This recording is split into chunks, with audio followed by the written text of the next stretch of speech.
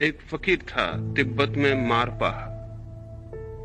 उस फकीर के पास कोई गया और पूछने लगा कि मैं जीवन और मृत्यु के संबंध में कुछ पूछने आया हूं। मारपा बहुत हंसने लगा और उसने कहा, अगर जीवन के संबंध में पूछना हो तो जरूर पूछो, क्योंकि जीवन का मुझे पता है। रही मृत्यु, मृत्यु से आज तक मेरा कोई मिलना नहीं हुआ, मेरी कोई पहचान नहीं। मृत्यु के संबंध में पूछना हो तो उनसे पूछो जो मरे ही हुए हैं या मर चुके हैं। मैं तो जीवन हूं, मैं जीवन के संबंध में बोल सकता हूं, बता सकता हूं। मृत्यु से मेरा कोई परिचय नहीं। ये बात वैसी ही है जैसी आपने सुनी होगी कि एक बार अंधकार ने भगवान से जाके प्रार्थना की थी कि ये सूरज तुम्हारा मेरे पीछे बहुत बुरी तरह पड़ा हुआ है, मैं बहुत थक गया हूं, सुबह से मेरा पीछा होता है और सांझ मुश्किल से मुझे छोड़ा जाता है। मेरा कसूर क्या है?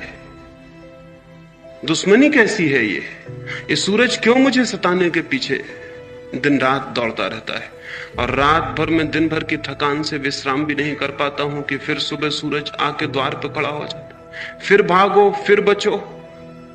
ये अनंत काल से चल रहा है। अब मेरी धैर्य की सीमा आ गई और मैं प्रार्थना करता हूं इस सूरज को समझा दे। सुनते हैं भगवान ने सूरज को बुलाया और कहा कि तुम अंधेरे के पीछे क्यों पड़े हो? क्या बिगाड़ा है अंधेरे ने तुम्हारा? क्या है शत्रुता? क्या है शिकायत? सूरज कहने लगा, अंधेरा, अनंत काल हो गया मुझे विश्व का परिभ्रमण करते, लेकिन अब तक अंधेरे से मेरी कोई मुलाकात नहीं हुई। अंधेरे को मैं जानता नहीं हूं। कहां है अंधेरा? आप उसे मेरे सामने बुला दें तो मैं क्षमा भी मांग लूं और आगे से पहचान लूं कि वो कौन है, ताकि उसके प्रति कोई भूल ना हो सके। इस बात को हुए भी अनंत काल हो गया। वो भगवान की फाइल में बात वहीं के वहीं पड़ी है। वो अब तक अंधेरे को सूरज के सामने नहीं बुला सके हैं, नहीं बुला सकेंगे। ये मामला हल नहीं होने का है। सूरज के सामने अंधकार कैसे बुलाया जा सकता है? अंधकार की कोई सत्ता ही नहीं है, कोई एग्जिस्टेंस नहीं है। अंधकार की कोई पॉजिटिव, कोई विधायक स्थिति नहीं है। अंधकार तो सिर्फ प्रकाश के अभाव का नाम है। वो तो प्रकाश की गैर मौजूदगी है, वो तो एब्सेंस है, वो तो अनुपस्थिति है। तो सूरज के सामने ही सूरज की अनुपस्थिति को कैसे बुलाया जा सकता है? नहीं, अंधकार को सूरज के सामने नहीं लाया जा सकता है। सूरज तो बहुत बड़ा है, एक छोटे से दिए के सामने भी अंधकार को लाना मुश्किल है। दिए के प्रकाश के घेरे में अंधकार का प्रवेश मुश्किल है। दिए के सामने मुठभेड़ मुश्किल है। प्रकाश है जहां, वहां अंधकार कैसे आ सकता है? जीवन है जहां, वहां मृत्यु कैसे आ सकती है? या तो जीवन है ही नहीं और या फिर मृत्यु नहीं है। दोनों बातें एक साथ नहीं हो सकती। हम जीवित हैं, लेकिन हमें पता नहीं कि जीवन क्या है।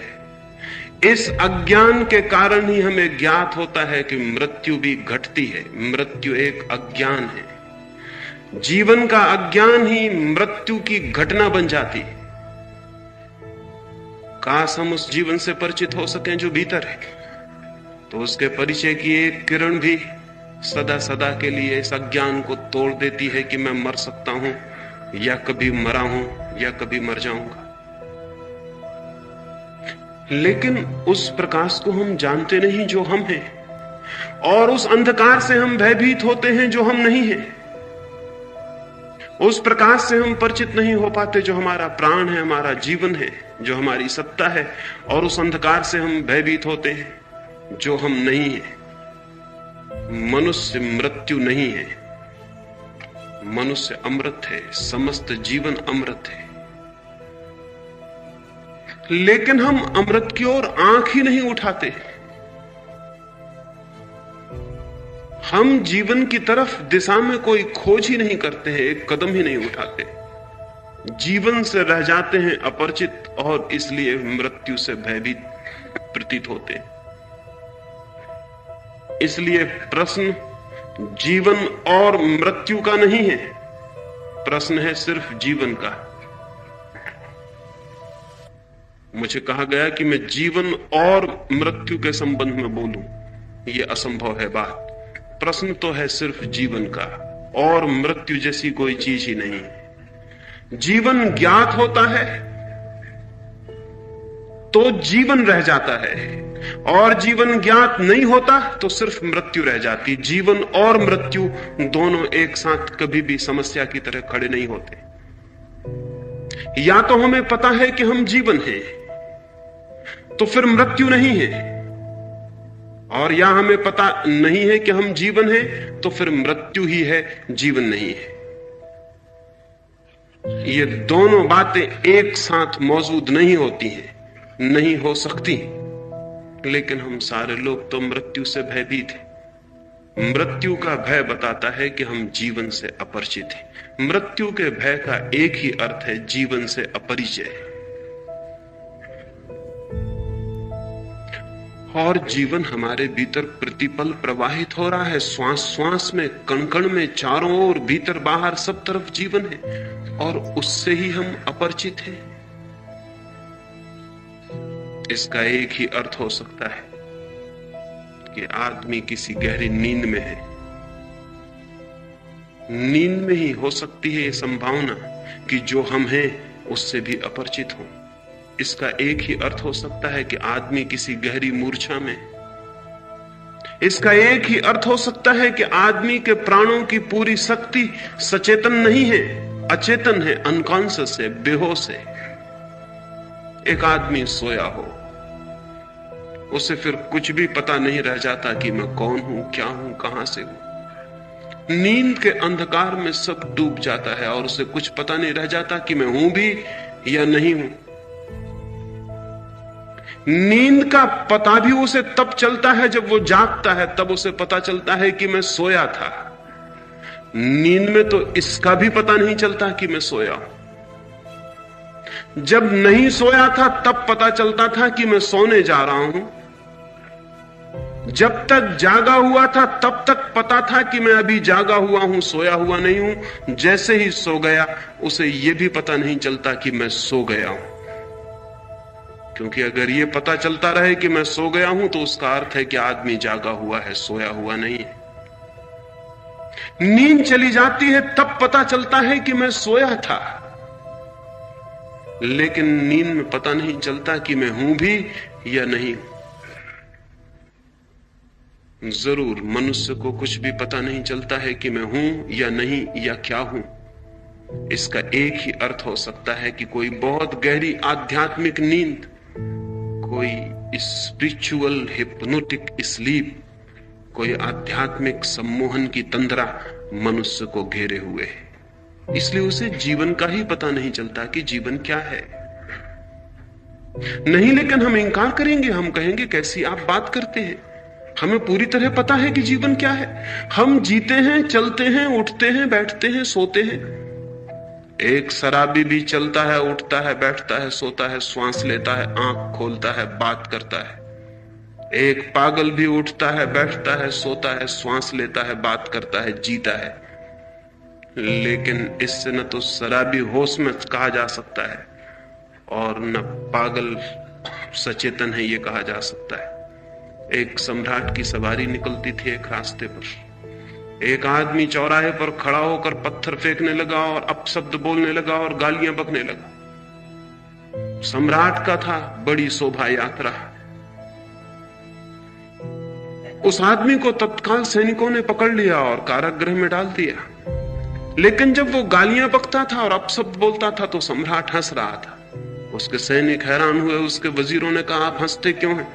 तो सम्राट ने कहा, जहां तक मैं समझता हूं उस आदमी को पता नहीं है कि वो क्या कर रहा है। जहां तक मैं समझता हूं वो आदमी नशे में।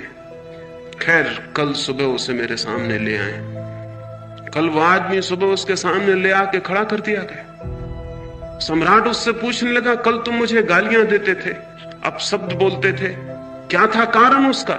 उस आदमी ने कहा, मैं और अब शब्द बोलता था। नहीं महाराज, मैं नहीं रहा होऊंगा, इसलिए अब शब्द बोले गए होंगे। मैं शराब में था, मैं बेहोश था, मुझे कुछ पता नहीं कि मैंने क्या बोला। मैं नहीं था।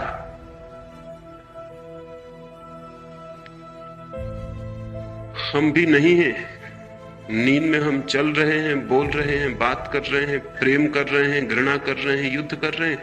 अगर कोई दूर के तारे से देखे मनुष्य की जाति को, तो वो यही समझेगा कि सारी मनुष्य जाति इस भांति व्यवहार कर रही है जिस तरह नींद में बेहोशी में कोई व्यवहार करता हो। 3000 वर्षों में मनुष्य जाति ने 15,000 युद्ध किए। ये जागे हुए मनुष्य का लक्षण नहीं है।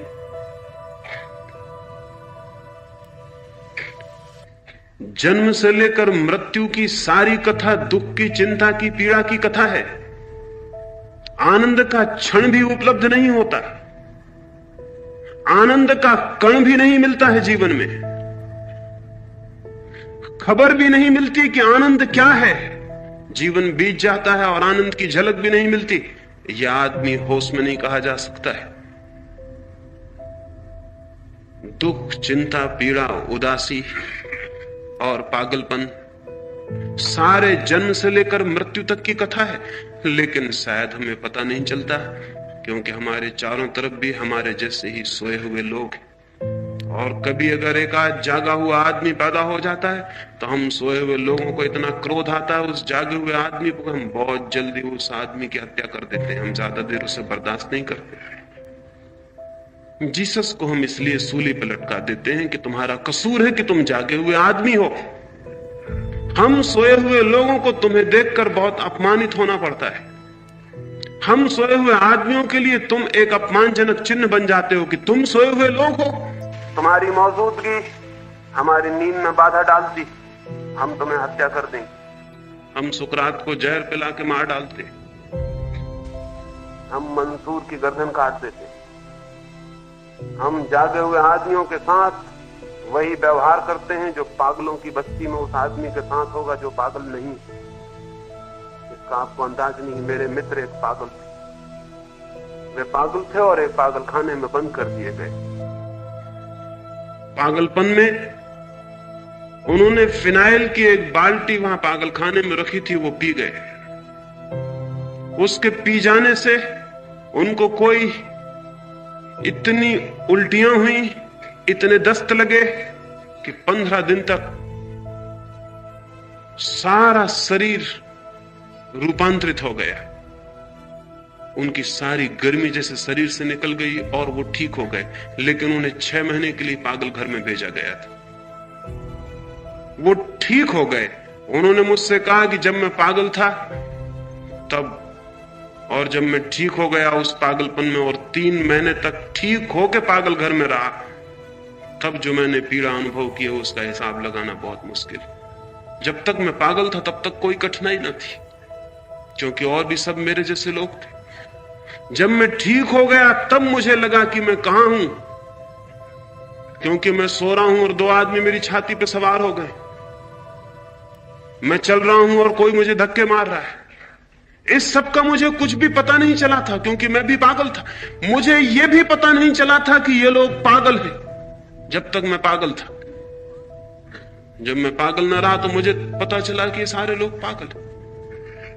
और जैसे ही मैं पागल न रहा, मैं उन सारे पागलों का शिकार बन गया। और मेरी कठिनाई कि मुझे सब समझ में आ रहा था कि अब मैं बिल्कुल ठीक हूं और अब क्या होगा और क्या नहीं होगा, मैं कैसे बाहर निकलूं। और अगर मैं चिल्ला के कहता था कि मैं पागल नहीं हूं, तो सभी पागल यही चिल्ला के कहते हैं कि हम पागल नहीं। कोई डॉक्टर मानने को राजी नहीं था। अगर ये बातें दिल को छू रही हैं तो लाइक, शेयर और सब्सक्राइब जरूर करें, ताकि यह सफर और भी लोगों तक पहुंच सके।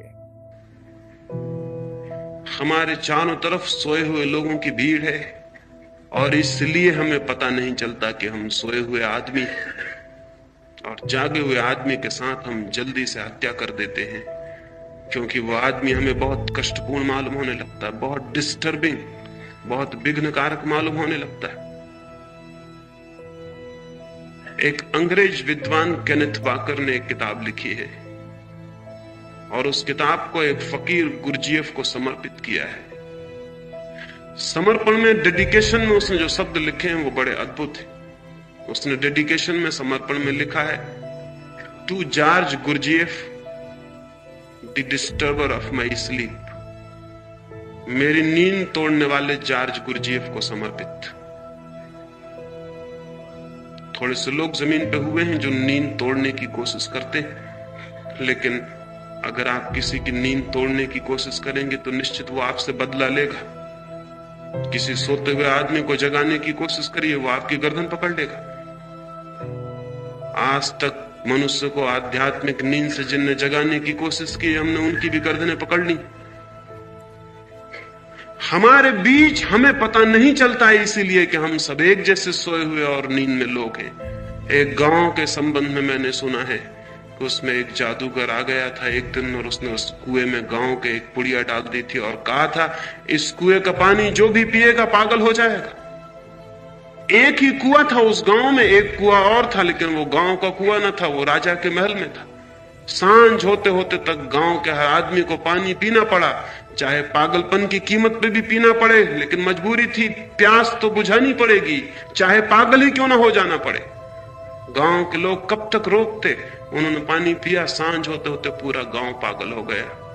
सम्राट बहुत खुश था, उसकी रानियां बहुत खुश थी, महल में गीत और संगीत का आयोजन हो रहा था, उसके वजीर खुश थे कि हम बच गए।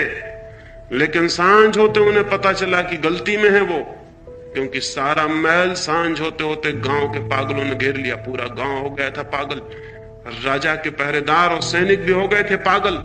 सारे गांव ने राजा के महल को घेर कर आवाज लगाई कि मालूम होता है इस राजा का दिमाग खराब हो गया। हम ऐसे पागल राजा को सिंहासन पर बर्दाश्त नहीं कर सकते। महल के ऊपर खड़े होकर राजा ने देखा कि बचाव का कोई उपाय नहीं, अपने वजीर से पूछने लगा, अब क्या होगा? हम तो सोचते थे भाग्यवान हैं हम कि हमारे पास अपना कुआं है, आज महंगा पड़ गया। सभी राजाओं को एक ना एक दिन अलग कुआं महंगा पड़ता है, सारी दुनिया में पड़ रहा है। जो अभी भी राजा हैं कल उनको भी पड़ेगा महंगा कुआं, अलग कुआं खतरनाक है। लेकिन तब तक ख्याल नहीं था। वजीर से कहने लगा, क्या होगा अब? वजीर ने कहा, अब कुछ पूछने की जरूरत नहीं, आप भागे पीछे के द्वार से और उस कुएं का पानी पी के जल्दी लौट आए, अन्यथा ये महल खतरे में है। सम्राट ने कहा, उस कुएं का पानी? क्या तुम मुझे पागल बनाना चाहते हो? वजीर ने कहा, पागल बने कोई बचने का उपाय नहीं। राजा भागा, उसकी रानियां भागी, उन्होंने जाकर उस कुएं का पानी पी लिया। उस रात उस गांव में एक बड़ा जलसा मनाया गया। सारे गांव के लोगों ने खुशी मनाई, बाजे बजाए, गीत गाए और भगवान को धन्यवाद दिया कि हमारे राजा का दिमाग ठीक हो गया, क्योंकि राजा भी भीड़ में नाच रहा था और गालियां बक रहा था। अब राजा का दिमाग ठीक हो गया। चूंकि हमारी नींद सार्वजनिक है, सार्वभौमिक है, चूंकि हम जन्म से ही सोए हुए हैं, इसलिए हमें पता नहीं चलता है। इस नींद में हम क्या समझ पाते हैं जीवन को? इतना ही कि यह शरीर जीवन है। इस शरीर के भीतर जरा भी प्रवेश नहीं हो पाता। यह समझ वैसी ही है जैसे किसी राजमहल के बाहर दीवार के आसपास कोई घूमता हो और समझता हो कि ये राजमहल है।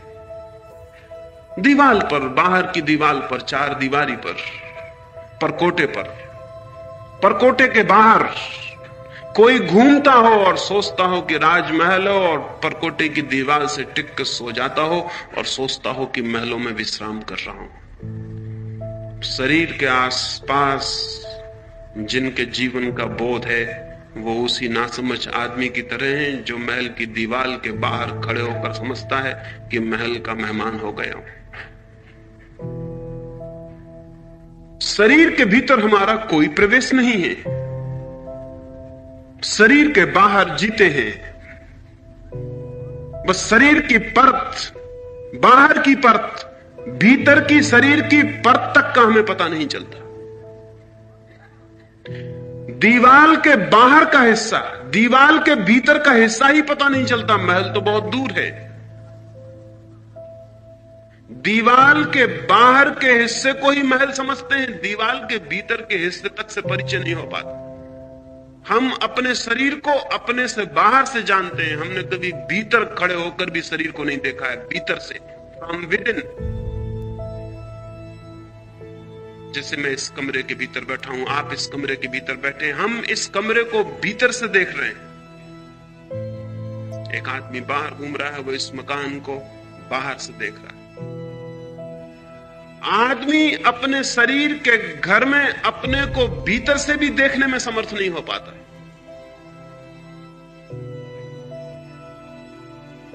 बाहर से ही जानता है, और तब मौत पैदा हो जाती है, क्योंकि जिसे हम बाहर से जानते हैं, जिसे हम बाहर से जानते हैं, वो केवल खोल है, वो केवल बाहरी वस्त्र है, वो केवल मकान के बाहर की दीवार है, घर का मालिक नहीं। घर का मालिक भीतर है। उस भीतर के मालिक से तो पहचान ही हमारी नहीं हो पाती, भीतर की दीवार तक से पहचान नहीं हो पाती, तो भीतर के मालिक से कैसे पहचान होगी? ये जो जीवन का अनुभव है फ्रॉम विदाउट, बाहर से, ये जीवन का अनुभव ही मृत्यु का अनुभव बनता है। ये जीवन का अनुभव जिस दिन हाथ से खिसक जाता है, क्योंकि जिस दिन इस घर को छोड़कर भीतर के प्राण सिकुड़ते हैं और बाहर की दीवार से चेतना भीतर चली जाती है, उसी दिन बाहर के लोगों को पता चलता है कि मर गया ये आदमी, और उस आदमी को भी लगता है कि मरा मरा मरा, क्योंकि जिसे वो जीवन समझता था वहां से चेतना भीतर सरकने लगती। जिस तल पर उसे ज्ञात था कि ये जीवन है, उस तल से चेतना भीतर सरकने लगती है नई यात्रा की तैयारी में, और उसके प्राण चिल्लाने लगते हैं कि मरा गया, सब डूबता है, क्योंकि जिसे वो समझता था कि मैं जीवन हूं, वो डूब रहा है, वो छूट रहा है। बाहर के लोग समझते हैं कि यह आदमी मर गया, और वो आदमी भी मरते क्षण में, इस मरने के क्षण में, इस बदलाहट के क्षण में समझता है कि मैं मरा, मैं मरा, मैं मरा, मैं गया।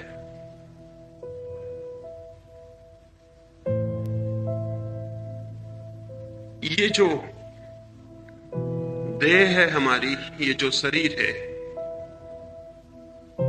ये शरीर हमारा वास्तविक होना नहीं है, ये हमारा ऑथेंटिक बीइंग नहीं है। गहराई में इससे बहुत भिन्न और बिल्कुल दूसरे प्रकार का हमारा व्यक्तित्व है। इस शरीर से बिल्कुल विपरीत और उल्टा हमारा जीवन है। एक बीज को हम देखते हैं, बीज की ऊपर की खोल होती है बहुत सख्त, ताकि भीतर जो छिपा हुआ जीवन का अंकुर है, कोमल, डेलिकेट, वो उसकी रक्षा कर सके। भीतर का अंकुर तो होता है बहुत कोमल, उसकी रक्षा के लिए एक बहुत कठोर दीवार, एक घेरा, एक खोल बीज के ऊपर चढ़ी होती है। वो जो खोल है वो बीज नहीं है, और जो उस खोल को बीज समझ लेगा, वो कभी भी उस जीवन के अंकुर से परिचित नहीं हो पाएगा जो भीतर छिपा है। वो खोल को ही लिए रह जाएगा और अंकुर कभी पैदा नहीं होगा। नहीं, खोल बीज नहीं है, बल्कि सच तो यह है कि बीज जब पैदा होता है तो खोल को मिट जाना पड़ता है, टूट जाना पड़ता है, बिखर जाना पड़ता है, मिट्टी में गल जाना पड़ता है। जब खोल गल जाती है तब बीज भीतर से प्रकट होता है। ये शरीर एक बीज है,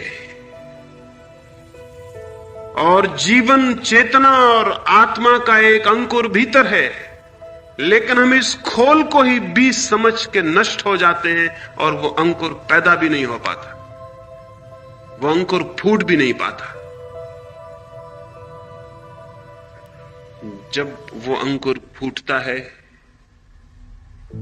तो जीवन का अनुभव होता है। जब वो अंकुर फूटता है तो मनुष्य का बीज होना समाप्त होता है और मनुष्य वृक्ष बनता है। जब तक मनुष्य बीज है तब तक वो सिर्फ पोटेंशियलिटी है, एक संभावना, और जब उसके भीतर वृक्ष पैदा होता है जीवन का, तब वो वास्तविक बनता है। उस वास्तविकता को कोई आत्मा कहता है, उस वास्तविकता को कोई परमात्मा कहता है। मनुष्य है बीज परमात्मा का, मनुष्य सिर्फ बीज है। जीवन का पूर्ण अनुभव तो वृक्ष को होगा, बीज को क्या हो सकता है? बीज क्या जान सकता है वृक्ष के आनंदों को? बीज क्या जान सकता है कि आएंगे पत्ते हरे जिन पर सूरज की किरणें नाचेंगी? बीज क्या जान सकता है कि हवाएं बहेंगी पत्तों और शाखाओं से और प्राण संगीत में गूंजेंगे? बीज कैसे जान सकता है कि खिलेंगे फूल और आकाश के तारों को मात कर देंगे?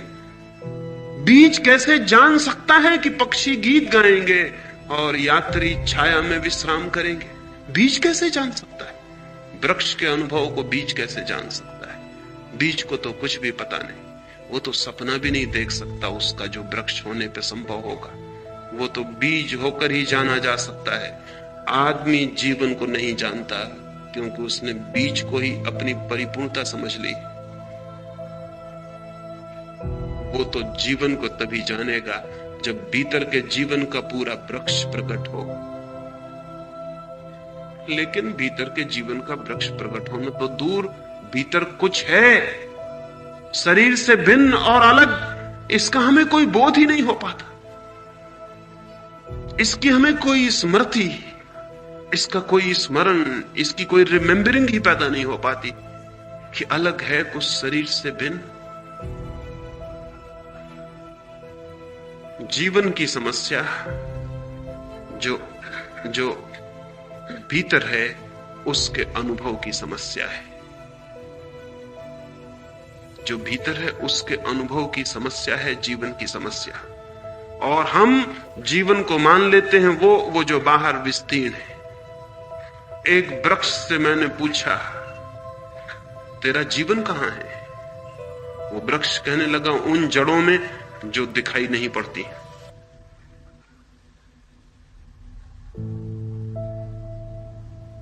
जड़ें दिखाई नहीं पड़ती, वहां जीवन है।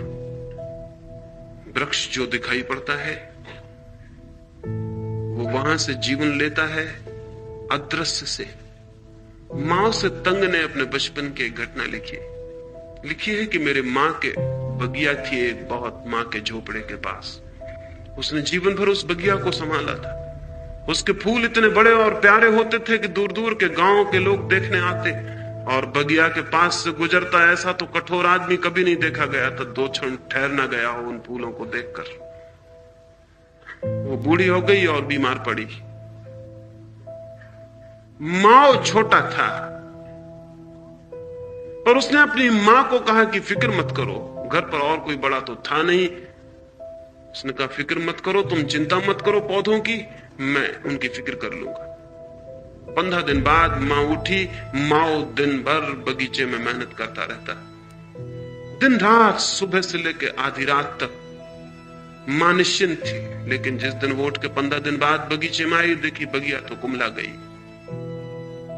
फूल तो जा चुके कभी के, पत्ते भी मुर्दा हो गए हैं, सारे वृक्ष उदास खड़े। ऐसा ही लगा होगा उस बुढ़िया को जैसा आज अगर किसी के पास आंखें हों तो सारी मनुष्य की बगिया को देखकर लगेगा। सब फूल गिर गए, सब पत्ते कुमला गए, सब वृक्ष उदास खड़े। वो तो छाती पीट के रोने लगी कि तूने क्या किया, और तू सुबह से सांझ तक करता क्या था? माओ भी रोने लगा। उसने कहा कि मैंने बहुत कुछ किया जो मैं कर सकता था। एक एक फूल की धूल झाड़ता था, एक एक पत्ते की धूल झाड़ता था, एक एक फूल को चूमता था, एक एक फूल पर पानी छिड़कता था। पता नहीं क्या हुआ, इतना श्रम, और सारे वृक्ष कुम्हला गए। उसकी मां रोने में भी हंसने लगी। उसने कहा, पागल, शायद तुझे पता नहीं कि वृक्षों के प्राण पत्तों और फूलों में नहीं होते। वृक्षों के प्राण जड़ों में होते हैं जो दिखाई नहीं पड़ते। तो फूल और पत्तों को पानी देगा, तो फूल और पत्तों को चूमेगा और प्रेम करेगा, सब निरर्थक है। फूल पत्ते की फिक्र भी मत कर। अगर अदृश्य जड़ें शक्तिशाली होती चली जाती हैं तो फूल पत्ते अपने से निकल आते हैं, उनकी चिंता नहीं करनी पड़ती। लेकिन आदमी ने जीवन को समझा है बाहर का सारा फूल पत्ते का जो फैलाव है वो, और भीतर की जड़ें बिल्कुल उपेक्षित हैं, निग्लेक्टेड हैं। आदमी के भीतर की जड़ें बिल्कुल ही उपेक्षित पड़ी हैं। स्मरण भी नहीं कि भीतर भी मैं कुछ हूं, और जो भी है वो भीतर है।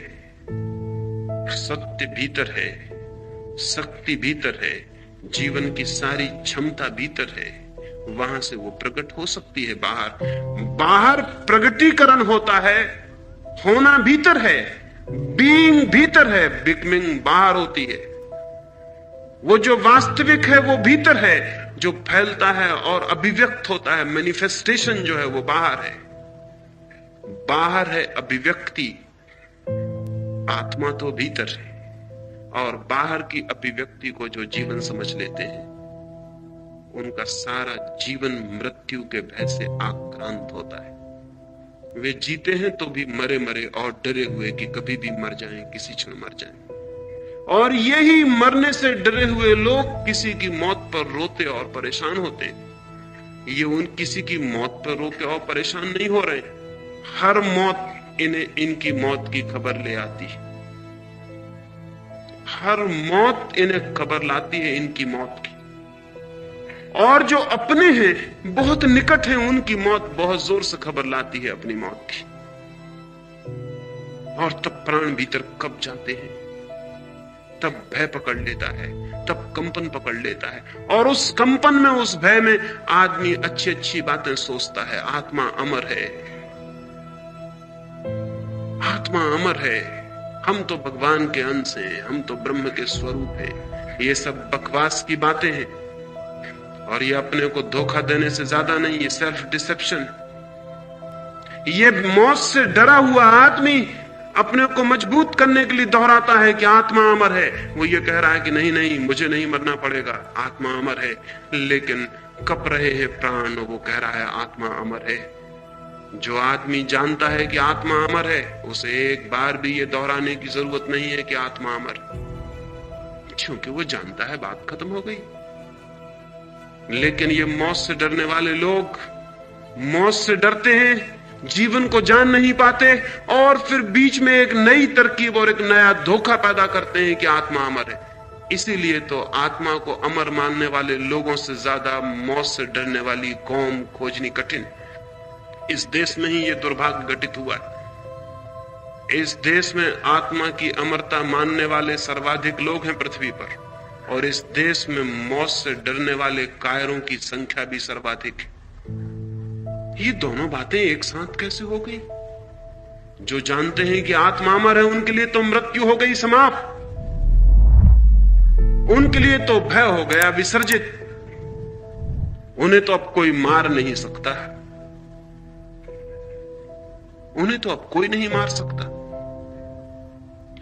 और दूसरी बात भी ध्यान में ले लेना, ना उन्हें कोई मार सकता है, ना वो भ्रम में हो सकते हैं कि मैं किसी को मार सकता हूं, क्योंकि मारने की घटना ही खत्म हो गई। और इस राज को थोड़ा समझ लेना जरूरी है। जो लोग कहेंगे आत्मा अमर है, जो लोग कहेंगे आत्मा अमर है, वे मौत से डरे हुए हैं और दोहरा रहे हैं कि आत्मा अमर है। और साथ ही ऐसे मौत से डरने वाले लोग अहिंसा की भी बहुत बात करेंगे। इसलिए नहीं कि वो किसी को न मारे, बल्कि इसलिए कि बहुत गहरे में कोई उन्हें मारने को तैयार ना हो जाए। दुनिया अहिंसक होनी चाहिए, क्यों कहेंगे तो वो यही कि किसी को भी मारना बुरा है, लेकिन बहुत गहरे में वो ये कह रहे हैं कि कोई मुझे मार न डाले। किसी को भी मारना बुरा है, लेकिन अगर उन्हें पता चल गया है कि मृत्यु होती ही नहीं, तो न मरने का डर है और न मारने का डर है और न ये अर्थपूर्ण बातें रह गई। कृष्ण ने कहा अर्जुन से कि तू भयभीत मत हो, क्योंकि तू जिन्हें सामने खड़े देख रहा है वे बहुत बार रहे हैं पहले भी। तू भी था, मैं भी था, हम सब बहुत बार थे और हम सब बहुत बार होंगे। जगत में कुछ भी नष्ट नहीं होता, इसलिए न मरने का डर न मारने का डर। सवाल है जीवन को जीने का, और जो मरने और मारने दोनों से डरते हैं वे जीवन की दृष्टि में एकदम नपुंसक और इम्पोर्टेंट हो जाते हैं। जो न मर सकता है न मार सकता है, वो जानता ही नहीं कि जो है वो न मारा जा सकता है न मर सकता है। कैसी होगी वो दुनिया जिस दिन सारा जगत जानेगा भीतर से कि आत्मा अमर है। उस दिन मृत्यु का सारा भय विलीन हो जाएगा, उस दिन मरने का भय भी विलीन हो जाएगा, मारने की धमकी भी विलीन हो जाएगी। उस दिन युद्ध विलीन होंगे, उसके पहले नहीं। जब तक आदमी को लगता है कि मारा जा सकता है, मर सकता हूं, तब तक दुनिया से युद्ध विलीन नहीं हो सकते। चाहे गांधी समझाएं अहिंसा, और चाहे बुद्ध, और चाहे महावीर, चाहे सारी दुनिया में अहिंसा के कितने ही पाठ पढ़ाए जाएं, जब तक मनुष्य को भीतर से यह अनुभव नहीं पैदा हो सकता कि जो है वो अमृत है, तब तक दुनिया में युद्ध बंद नहीं हो सकते। और जिनके हाथों में तलवारें दिखती हैं, ये मत समझ लेना कि वो बहुत बहादुर लोग हैं। तलवार सबूत है कि यह आदमी भीतर से डरपोक है, कायर है, कावर्ड। चौरस्तों पे जिनकी मूर्तियां बनाते हो तलवारें हाथ में लेके, वो कायरों की मूर्तियां हैं। बहादुर के हाथ में तलवार की कोई जरूरत नहीं, क्योंकि वो जानता है कि मरना और मारना दोनों बच्चों की बातें। लेकिन एक अद्भुत प्रवंचना आदमी पैदा करता है। जिन बातों को वो नहीं जानता है, उन बातों को भी इस भांति कोशिश करता है कि जैसे हम जानते हैं। भय के कारण, भीतर है भय, भीतर वो जानता है कि मरना पड़ेगा, लोग रोज मर रहे हैं। भीतर वो देखता है कि शरीर क्षीण हो रहा है, जवानी गई, बुढ़ापा आ रहा है, देखता है कि शरीर जा रहा है, और भीतर दौड़ आ रहा है कि आत्मा अजर अमर है। वो अपना विश्वास जुटाने की कोशिश कर रहा है, हिम्मत जुटाने की कोशिश कर रहा है कि मत घबराओ, मत घबराओ, मौत तो है, लेकिन नहीं नहीं, ऋषि मुनि कहते हैं कि आत्मा अमर है। मौत से डरने वाले लोग ऐसे ऋषि मुनियों के आसपास इकट्ठे हो जाते हैं और भीड़ कर लेते हैं जो आत्मा की अमरता की बातें करते हैं। मैं ये नहीं कह रहा हूं कि आत्मा अमर नहीं है, मैं ये कह रहा हूं कि आत्मा का अमरता का सिद्धांत मौत से डरने वाले लोगों का सिद्धांत है। आत्मा की अमरता को जानना बिल्कुल दूसरी बात है। और ये भी ध्यान रहे कि आत्मा की अमरता को वे ही जान सकते हैं जो जीते जी मरने का प्रयोग कर लेते हैं। उसके अतिरिक्त कोई जानने का उपाय नहीं। इसे थोड़ा समझ लेना जरूरी है। मौत में होता क्या है? प्राणों की सारी ऊर्जा जो बाहर फैली हुई है, विस्तीर्ण है, वो वापस सिकुड़ती है, अपने केंद्र पर पहुंचती है। जो ऊर्जा प्राणों की सारे शरीर के कोने कोने तक फैली हुई है, वो सारी ऊर्जा वापस सिकुड़ती है, बीज में वापस लौटती है। शरीर जैसे एक दिए को हम मंदा करते जाएं, धीमा करते जाएं, तो फैला हुआ प्रकाश सिकुड़ आएगा, अंधकार गिरने लगेगा, प्रकाश सिकुड़ के फिर दिए के पास आ जाएगा। हम और धीमा करते जाएं, और धीमा, और फिर प्रकाश बीज रूप में, अनुरूप में निहित हो जाएगा, अंधकार घेर लेगा। प्राणों की जो ऊर्जा फैली हुई है जीवन की, वो सिकुड़ती है, वापस लौटती है अपने केंद्र पर, नई यात्रा के लिए फिर बीज बनती है, फिर अणु बनती है। ये जो सिकड़ाव है, इसी सिकड़ाव से, इसी संकोच से पता चलता है कि मरा मैं मरा, क्योंकि जिसे मैं जीवन समझता था वो जा रहा है, सब छूट रहा है, हाथ पैर शिथिल होने लगे, श्वास खोने लगी, आंखों ने देखना बंद कर दिया, कानों ने सुनना बंद कर दिया। ये तो सारी इंद्रियां, ये सारा शरीर किसी ऊर्जा के साथ संयुक्त होने के कारण जीवंत था। वो ऊर्जा वापस लौटने लगी। देह तो मुर्दा है, वो फिर मुर्दा रह गई। घर का मालिक घर छोड़ने की तैयारी करने लगा, घर उदास हो गया, निर्जन हो गया, लगता है मरा मैं। मृत्यु के इस क्षण में पता चलता है कि जा रहा हूं, डूब रहा हूं, समाप्त हो रहा हूं। और इस घबराहट के कारण कि मैं मर रहा हूं, इस चिंता और उदासी के कारण, इस पीड़ा, इस एंग्विश के कारण, ये एंजाइटी कि मैं मर रहा हूं, समाप्त हो रहा हूं, ये इतनी ज्यादा चिंता पैदा कर देती है मन में कि वो उस मृत्यु के अनुभव को भी जानने से वंचित रह जाता है। जानने के लिए चाहिए शांति, हो जाता है इतना अशांत कि मृत्यु को जान नहीं पाता। बहुत बार हम मर चुके हैं, अनंत बार, लेकिन हम अभी तक मृत्यु को जान नहीं पाए, क्योंकि हर बार जब मरने की घड़ी आई है तब फिर हम इतने विभल और बेचैन और परेशान हो गए हैं कि उस बेचैनी और परेशानी में कैसा जानना, कैसा ज्ञान। हर बार मौत आके गुजर गई है हमारे आसपास से, हम फिर भी अपरिचित रह गए हैं उससे। नहीं, मरने के क्षण में नहीं जाना जा सकता है मौत को, लेकिन आयोजित मौत हो सकती है।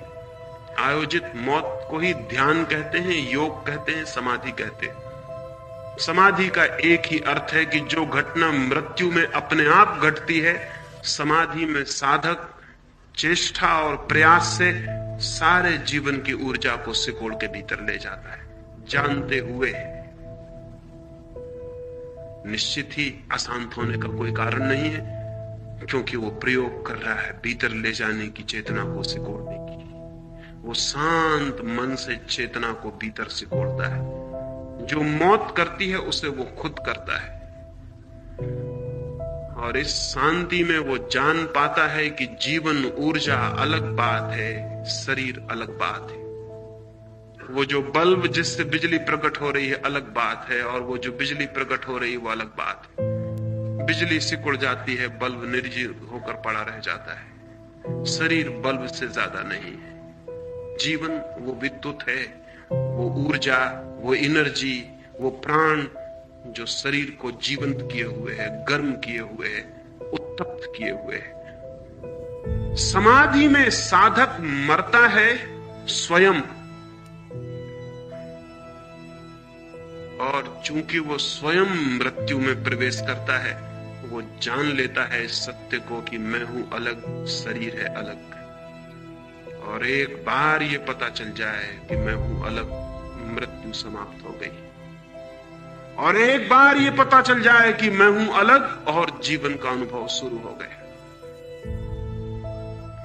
मृत्यु की समाप्ति और जीवन का अनुभव एक ही सीमा पर होते हैं, एक ही साथ होते हैं। जीवन को जाना कि मृत्यु गई, मृत्यु को जाना कि जीवन हुआ। अगर ठीक से समझे तो ये एक ही चीज को कहने के दो ढंग हैं, ये एक ही दिशा में इंगित करने वाले दो इशारे हैं।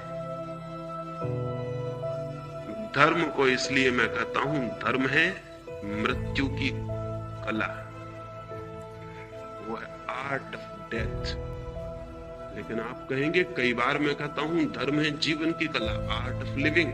निश्चित ही दोनों बात मैं कहता हूं, क्योंकि जो मरना जान लेता है वही जीवन को जान पाता है।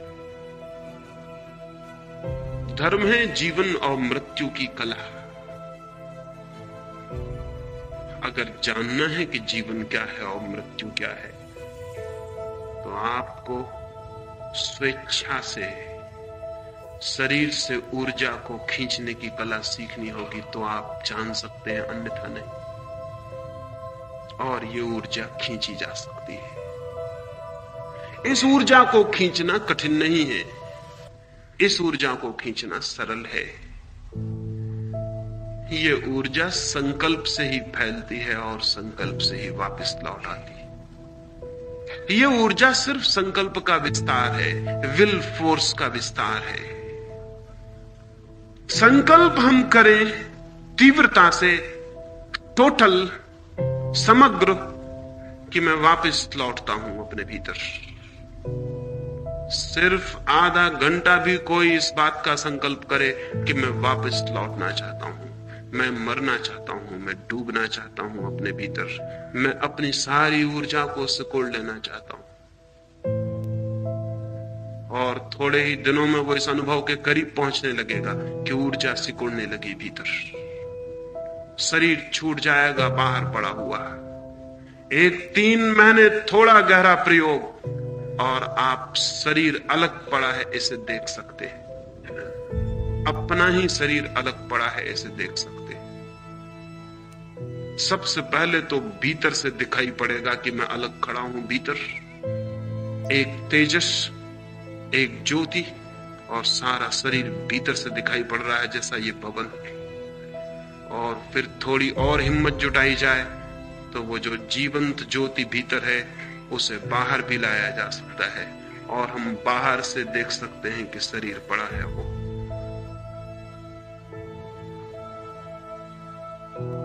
एक अद्भुत अनुभव मुझे हुआ, वो मैं कहूं,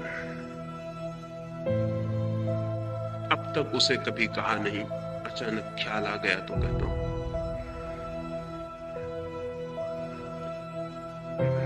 कोई 12 साल पहले, 13 साल पहले, बहुत रातों तक एक वृक्ष के ऊपर बैठकर ध्यान करता था। ऐसा बार बार अनुभव हुआ कि जमीन पर बैठकर ध्यान करने पर शरीर बहुत प्रबल होता है।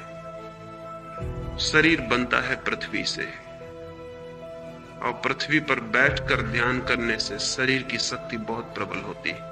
वो जो हाइट्स पर, पहाड़ों पर और हिमालय पर जाने वाले योगी की चर्चा है वो अकारण नहीं है, बहुत वैज्ञानिक है। जितनी पृथ्वी से दूरी बढ़ती है शरीर की, उतने ही शरीर तत्व का प्रभाव भीतर कम होता चला जाता है।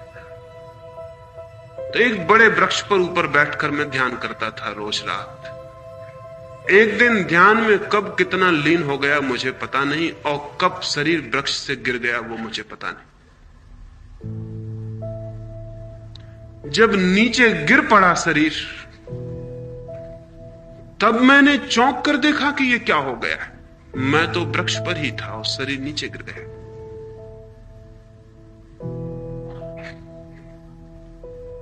कैसा हुआ अनुभव कहना बहुत मुश्किल है। मैं तो वृक्ष पर ही बैठा था और शरीर नीचे गिरा था, और मुझे दिखाई पड़ रहा था कि वो नीचे गिर गया। सिर्फ एक रजत रज्जू, एक सिल्वर कार्ड नाभि से और मुझ तक जुड़ी हुई थी, एक अत्यंत चमकदार शुभ्र रेखा। कुछ भी समझ के बाहर था कि अब क्या होगा, कैसे वापस लौटूंगा।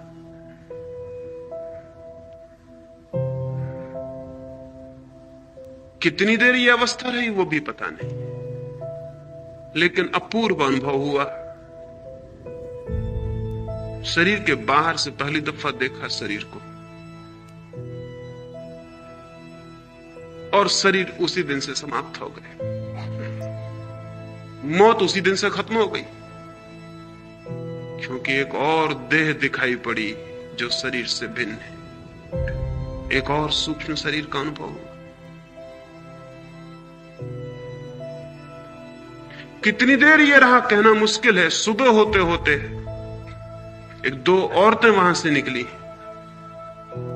दूध लेकर किसी गांव से, और उन्होंने आके पड़ा हुआ शरीर देखा। वो मैं देख रहा हूं ऊपर से कि वो करीब आके बैठ गई है। कोई मर गया, और उन्होंने सिर पर हाथ रखा, और एक क्षण में जैसे तीव्र आकर्षण से मैं वापस अपने शरीर में आ गया और आंख खुल गई। तब एक दूसरा अनुभव भी हुआ। वो दूसरा अनुभव ये हुआ कि स्त्री पुरुष के शरीर में एक कीमिया और केमिकल चेंज पैदा कर सकती है, और पुरुष स्त्री के शरीर में एक केमिकल चेंज पैदा कर सकता है। ये भी ख्याल हुआ कि उस स्त्री का छूना और मेरा वापस लौटाना, ये कैसे हो गया? फिर तो बहुत अनुभव हुए इस बात के, और तब मुझे समझ में आया कि हिंदुस्तान में जिन तांत्रिकों ने समाधि पर और मृत्यु पर सर्वाधिक प्रयोग किए थे, उन्होंने क्यों स्त्रियों को भी अपने साथ बांध लिया था। क्योंकि गहरी समाधि के प्रयोग में अगर शरीर के बाहर तेजस शरीर चला गया है, सूक्ष्म शरीर चला गया है, तो बिना स्त्री के सहायता के पुरुष के तेजस शरीर को वापस नहीं लौटाया जा सकता। या स्त्री का तेजस शरीर अगर बाहर चला गया तो बिना पुरुष की सहायता के उसे वापस नहीं लौटाया जा सकता। स्त्री और पुरुष के शरीर के मिलते ही एक विद्युत वृत्त, एक इलेक्ट्रिक सर्किल पूरा हो जाता है, और वो जो बाहर निकल गई है चेतना तीव्रता से भीतर वापस लौट आती है।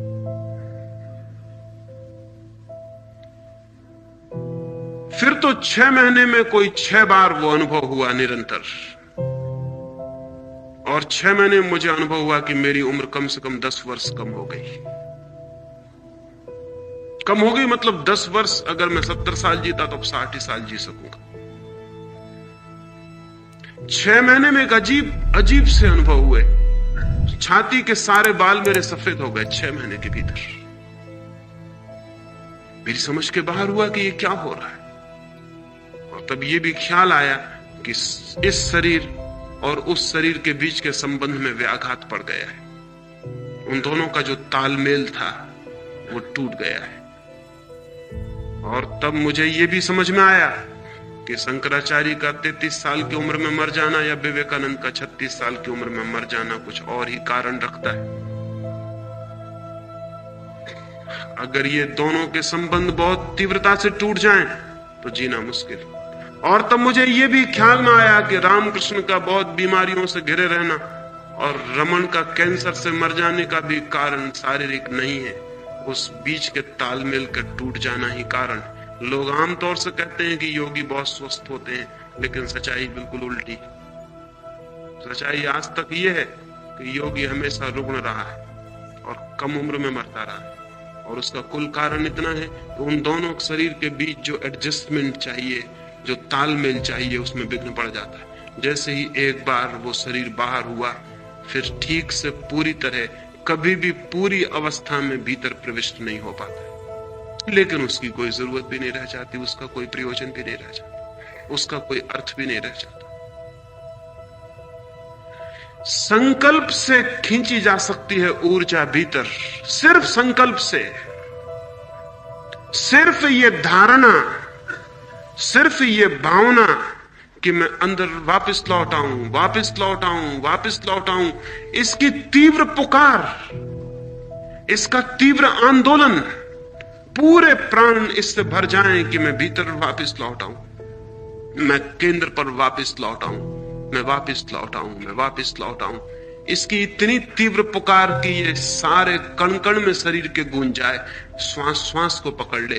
और किसी भी दिन ये घटना घट जाती कि झटके के साथ आप भीतर पहुंच जाते और पहली दफा फ्रॉम विद इन शरीर को देखते हैं। ये जो हजारों नाड़ियों की बात की है योग ने, वो फिजियोलॉजी को जानकर नहीं की है, शरीर शास्त्र से उसका कोई संबंध नहीं। वे नाड़ियां जानी गई हैं भीतर से, और इसलिए आज जब फिजियोलॉजी उनका विचार करती तो पाती ये नाड़ी कहां है, ये जो 7 चक्र बताए हैं ये कहां है? वे कहीं भी नहीं है शरीर में, शरीर में वे कहीं भी नहीं है। क्योंकि शरीर को हम बाहर से जांच रहे हैं, वे कहीं नहीं मिलेंगे। एक और जांच है शरीर को भीतर से जानना, इनर फिजियोलॉजी। वो बहुत सटल फिजियोलॉजी है, वो बहुत सूक्ष्म शरीर शास्त्र है। वहां से जानने पर जो नाड़ियां जानी गई और जो केंद्र जाने गए वो बिल्कुल अलग है। इस शरीर में खोजने से वो कहीं भी नहीं मिलेंगे। वे केंद्र इस शरीर और उस भीतर की आत्मा के कांटेक्ट फील्ड से, जहां ये दोनों मिलते, सबसे बड़ा कांटेक्ट फील्ड, सबसे बड़ा संपर्क का स्थल नाभि है। इसलिए आपको ख्याल होगा कि अगर आप कार चला रहे हैं और एकदम से एक्सीडेंट होने लगे तो सबसे पहले नाभि प्रभावित हो जाएगी, एकदम नाभि अस्त व्यस्त हो जाएगी, क्योंकि वहां सबसे ज्यादा गहरा उस आत्मा और इस शरीर के बीच संबंध का क्षेत्र है। वो सबसे पहले अस्त व्यस्त हो जाएगा मौत को देखकर। जैसे ही मौत सामने दिखाई पड़ेगी, नाड़ी अस्त व्यस्त हो जाएगी।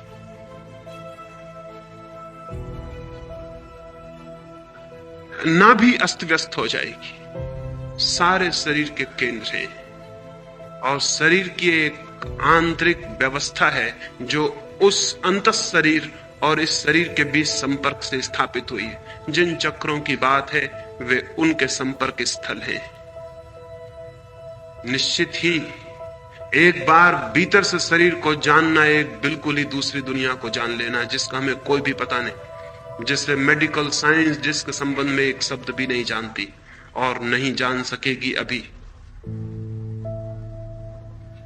एक बार यह अनुभव हो जाए कि मैं अलग और ये शरीर अलग, मौत खत्म हो गई, मृत्यु नहीं है फिर, और फिर तो शरीर के बाहर आके खड़े होकर देखा जा सकता है। तो ये कोई फिलसफिक विचार नहीं है, ये कोई दार्शनिक तात्विक चिंतन नहीं है कि मृत्यु क्या है, जीवन क्या है। जो लोग इस पर विचार करते हैं वो दो कौड़ी का भी फल कभी नहीं निकाल पाते। ये तो है एग्जिस्टेंशियल अप्रोच, ये तो है अस्तित्ववादी खोज।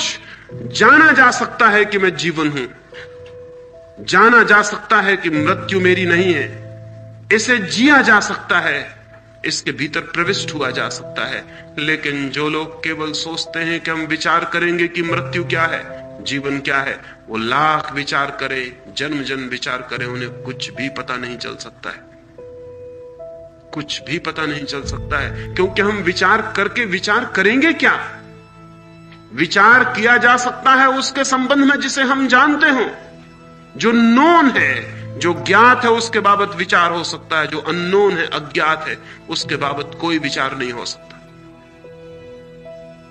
आप वही सोच सकते हैं जो आप जानते हैं। कभी आपने ख्याल किया, आप उसे नहीं सोच सकते जिसे आप नहीं जानते। उसे सोचेंगे कैसे? How to conceive it? उसकी कल्पना ही कैसे हो सकती, उसकी धारणा कैसी हो सकती, जिसे हम जानते ही नहीं है। जीवन हम जानते नहीं, मृत्यु हम जानते नहीं, सोचेंगे हम क्या? इसलिए दुनिया में मृत्यु और जीवन पर दार्शनिकों ने जो कहा है उसका दो कौड़ी भी मूल्य नहीं है। फिलोसफी की किताबों में जो भी लिखा है मृत्यु और जीवन के संबंध में, उसका कौड़ी भर मूल्य नहीं है, क्योंकि वो लोग सोच सोच के लिख रहे हैं। सोच के लिखने का कोई सवाल नहीं है। सिर्फ योग ने जो कहा है जीवन और मृत्यु के संबंध में, उसके अतिरिक्त आज तक सिर्फ शब्दों का खेल हुआ है। क्योंकि योग जो कह रहा है वो एक एग्जिस्टेंशियल, एक लिविंग, एक जीवंत अनुभव की बात है। आत्मा अमर है, ये कोई सिद्धांत, कोई थ्योरी, कोई आइडियोलॉजी नहीं है। ये कुछ लोगों का अनुभव है, और अनुभव की तरफ जाना हो तो ही अनुभव हल कर सकता है इस समस्या को कि क्या है जीवन, क्या है मौत। और जैसे ही अनुभव होगा, ज्ञात होगा जीवन है, मौत नहीं है, जीवन ही है, मृत्यु है ही नहीं। फिर हम कहेंगे लेकिन ये मृत्यु तो घट जाती है। उसका कुल मतलब इतना है कि जिस घर में हम निवास करते थे उस घर को छोड़कर दूसरे घर की यात्रा शुरू हो जाती। जिंदगी की रफ्तार कभी थमती नहीं, लेकिन अगर आप कुछ पल रुककर सुन रहे हैं, समझ रहे हैं, तो यकीन मानिए आप खुद से जुड़ रहे हैं। मैं नितिन धीमन और आप देख रहे हैं मूविंग लाइफ, एक ऐसा सफर जहां विचारों को अनुभव बनाया जाता है। अगर आज की बातों ने आपके दिल को छुआ हो तो इसे सिर्फ सुनिए मत, जी कर भी देखिए। क्योंकि ओशो और मूविंग लाइफ का मकसद सिर्फ बातें करना नहीं, बदलाव लाना भी है, भीतर से। अगर आपको ये वीडियो पसंद आया हो तो लाइक करें, शेयर करें और सब्सक्राइब करना ना भूलें। आपका साथ हमें और भी गहराई से सोचने और समझने की हिम्मत देता है। तो मिलते हैं अगली बार एक नई सोच और एक और ठहराव के साथ। तब तक याद रखिए, जिंदगी भागने का नाम नहीं, जिंदगी जीने का नाम है। धन्यवाद।